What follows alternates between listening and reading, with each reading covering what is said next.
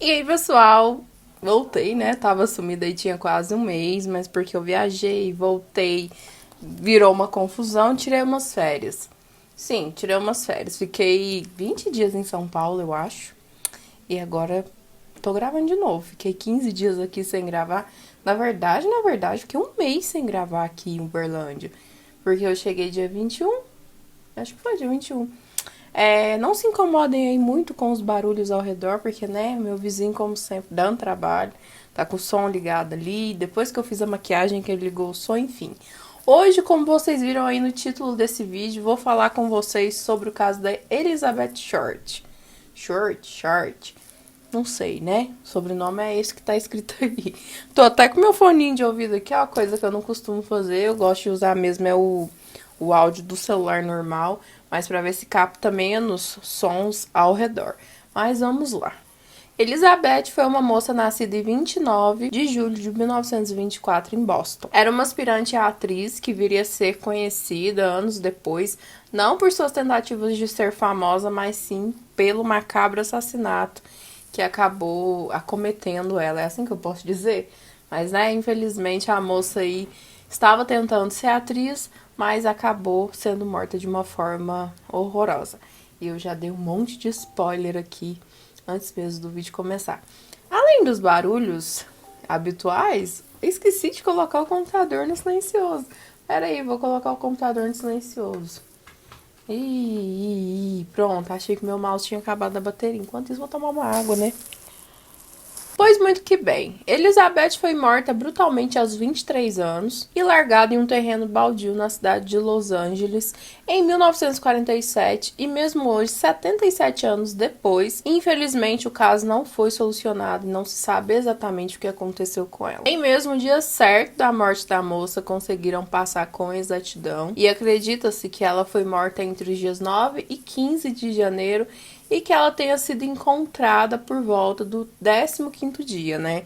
Então não se sabe se ela foi morta no dia 9 ou se foi no dia 15, no dia que ela foi encontrada. A Polícia Federal chegou até... Aliás, a polícia local chegou até a pedir ajuda para a Polícia Federal, mas nem assim, nem com a pressão da mídia conseguiram traçar o local onde ela foi assassinada e o dia exato que ela foi morta também. Então ficou esse vácuo aí, essa incerteza de quando e como ela foi morta e onde ela foi morta, porque aparentemente ela não foi morta no terreno baldio onde ela foi encontrada. O corpo de Elizabeth foi encontrado por uma dona de casa chamada Beth e por sua filhinha de 3 anos. Elas passeavam ali pela região. Em um primeiro momento, a mãe, né, a Beth, achou que não era nada mais do que um manequim que tinha sido jogado por ali por alguma loja. Mas quando ela se aproximou, infelizmente, ela pôde constatar que se tratava de um corpo e que estava aos pedaços.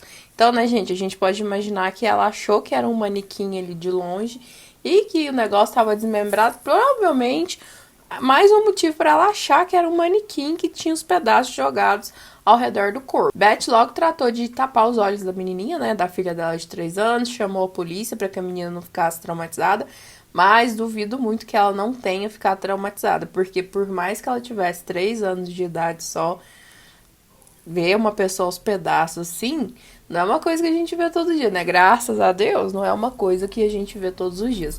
Então a Beth tratou de chamar logo a polícia e sair dali. A polícia tratou de mapear o local e as pistas, tentar encontrar alguma evidência concreta para tentar, né, achar quem teria feito aquela barbaridade com a jovem Elizabeth, tadinha, de apenas 23 anos. Mas nada de muito concreto foi encontrado, apenas marcas de pneus, muitas pegadas também ao redor de onde o corpo foi encontrado, ao redor das marcas de pneu. E a única coisa, assim, uma das poucas coisas que a polícia conseguiu desvendar, afirmar, foi que por conta da profundidade das pegadas que tinham no local, a Elizabeth provavelmente foi carregada e não arrastada.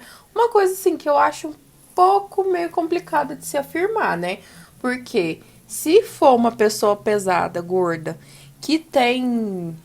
A gente pisa de maneiras diferentes, né? Que concentra mais o peso do corpo nos calcanhares. Também poderia provocar essa pegada mais funda nos calcanhares. Não sei, não sou legista, né? Mas enfim. A única coisa que eles conseguiram mesmo foi identificar isso, que provavelmente ela teria sido carregada e não arrastada até o local. Encontraram também um saco de cimento misturado com água ali próximo de onde ela estava. E a falta de tecnologia da época não ajudou nem que esse sangue pudesse ser analisado para saber se realmente era da Elizabeth ou se era de outra pessoa, de outra vítima, ou até mesmo do assassino, né? Sabiam que era sangue, mas não sabiam de quem era. Elizabeth estava totalmente sem roupa, com os braços erguidos, as pernas abertas, e ela literalmente havia sido cortada ao meio. Segundo psiquiatras forenses, essa forma de que o corpo foi cortado, né, cortado ao meio, poderia indicar uma dupla... Gente, relevem, tem muito tempo que eu não faço vídeo, hein? Tá difícil falar essa palavra aqui. Mas, segundo psiquiatras forenses, essa forma de dividir o corpo poderia indicar que se tratava de uma dupla personalidade ou falsidade em relação à vítima na visão do assassino. Então, assim, não que fosse uma dupla personalidade do assassino, eles achavam que isso poderia indicar que o assassino achava que ela era meio que falsa, né? De onde eles tiraram isso? Só Deus sabe. Talvez vozes da minha cabeça, né? Tô falando besteira? Porque, né, psiquiatras forenses têm anos de estudo. Eu aqui, uma jovem aprendiz de casos macabros, não sei de nada. Só tô falando que é voz da minha cabeça, que é voz da minha cabeça, não da deles. Mas eles indicaram isso, que essa forma de dividir o corpo podia ser que ele achasse que a moça era falsa. Além da divisão do corpo, também havia Além da divisão do corpo, haviam também muitos machucados nas suas partes íntimas. Tinham cortes profundos nos seios, as coxas dela foram praticamente fatiadas e o intestino da moça foi retirado do corpo e cuidadosamente arrumado ali do lado dela, na altura mais ou menos do quadril. O assassino também cortou o lindo rosto da coitadinha da Elizabeth, fazendo com que assim ela tivesse um sorriso mais alongado, de orelha a orelha, né?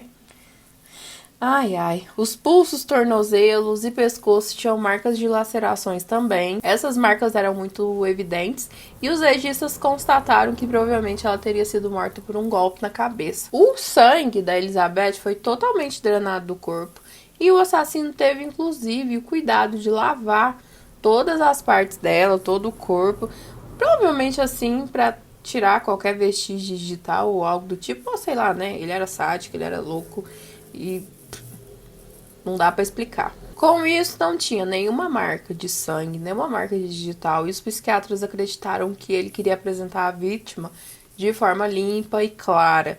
Gente, assim, né? Vários detalhes foram vistos, coisas que não fazem nenhum sentido pra gente pra nós que somos normais, mas que pro psicopata em si e pros psiquiatras fazem muito sentido.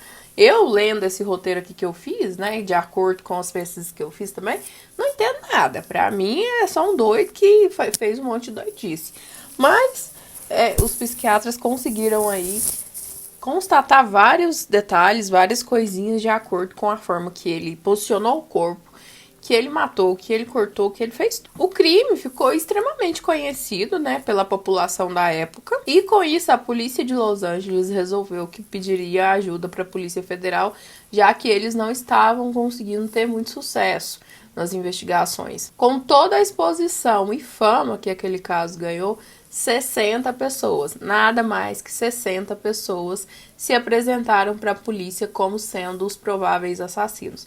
Eu não sei se é gente doida, se é serial killer tentando pegar a fama do outro, mas, né, 60 pessoas se apresentaram nessa situação como sendo o assassino da moça. Apesar disso tudo, apenas 25 deles foram de fato interrogados e investigados.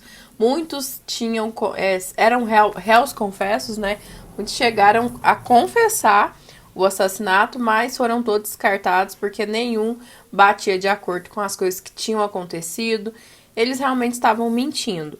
Então, nem essas 25 pessoas, nenhuma delas chegaram a ser de fato acusadas, foram só investigadas. O caso não era resolvido e imediatamente, né, a mídia que adora uma carniça, a mídia carniceira que adora especulações, caiu de cima da situação. Não que adoram especulações também, né?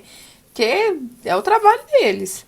Então, a mídia, aquele caso começou assim, tomar proporções inenarráveis. Chegaram a ligar esse cara com outro serial killer que chamava o serial killer, o assassino do torso. Depois vou até pesquisar sobre esse cara aqui. Mas como havia aí uma diferença de 10 anos entre um caso e o outro, e o serial killer ainda estava preso, ele foi descartado, obviamente.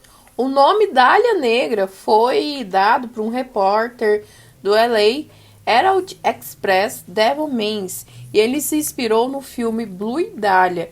Em suas matérias e outros jornais, adotaram esse mesmo apelido que esse jornalista deu, né? Então, Elizabeth Short passou a ser chamada de A Dália Negra, o assassinato da Dália Negra. O caso ganhou o nome de A Dália Negra, porque um jornalista do LA Herald Express, Devil Mans, se inspirou em um filme de Blue Dahlia, que havia sido estrelado no ano anterior, para intitular o nome da moça, né, que havia sido morrida. Então pararam de chamar ela de Elizabeth Short e passaram a chamar a Black Dahlia, a Dália Negra, toda vez que o jornalista ia se relacionar, não, gente, mencionar. Toda vez que o jornalista ia mencionar esse caso, ele usava essa expressão. Então, outros jornais também passaram a chamar o caso da Dália Negra. Além do tom de tabloide que os jornais deram ao caso, várias fotos foram tiradas e várias fotos repercutiram.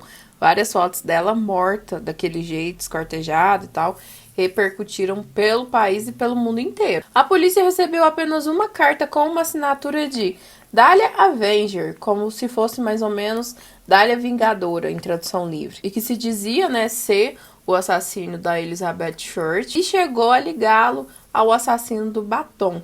Eles acharam que eram a mesma pessoa. Inclusive, eu vou fazer, acho que o próximo vídeo que sair sobre esse assassinato aqui vai ser sobre esse assassino do batom. Já fiz o roteiro, ficou desse tamanho, mas chegaram a ligar um caso ao outro, já que a caligrafia e o tipo de escrita dos bilhetes eram parecidos, né? Dessa carta que eles receberam e de vários bilhetes que foram recebidos também no caso do assassino do batom. Mas as vítimas não batiam, né? As vítimas do assassino do batom não batiam com Elizabeth Short. E infelizmente o caso não foi resolvido. Acabou sendo arquivado. E até hoje, eu falei 77 anos no início do vídeo, né? E até hoje, 77 anos depois, infelizmente, o caso não tem solução. E é isso, gente. Elizabeth Short ficou sem justiça. Foi morta de uma forma brutal. Não se sabe se ela foi a única, não se sabe onde foi, não se sabe quem foi. E o assassino não deve continuar solto hoje porque deve estar morto, né? Não é possível, deve estar morto. Mas é isso, pessoal. Se você gostou do vídeo, dá um like aqui embaixo. Não se esqueça de me seguir em todas as outras redes sociais. Tô sempre postando por lá. O meu Insta é muito mais ativo que aqui. E até mais. Tchau!